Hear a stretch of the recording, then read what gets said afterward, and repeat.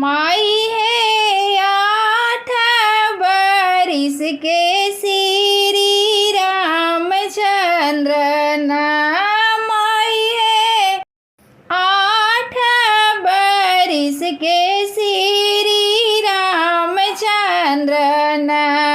माई है चललन श्री रामचंद्र मड़वा के बीच। माई है चललन श्री रामचंद्र मड़वा के बीच।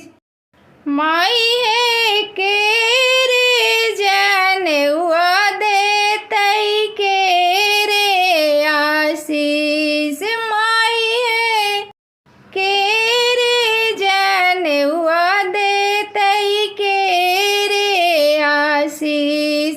माई है चललन श्री रामचंद्र मड़वा के बीच। माई है चललन श्री रामचंद्र मड़वा के बीच। माई है पापा जनेउआ देतन मम्मी आशीष। माई है पापा जनेउआ देतन मम्मी आशीष।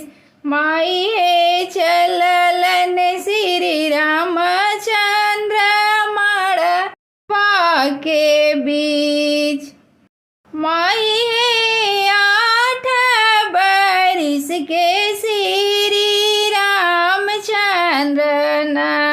माई है 8 बरिस के श्री रामचंद्र ना। माई है चललन श्री रामचंद्र मड़वा के बीच।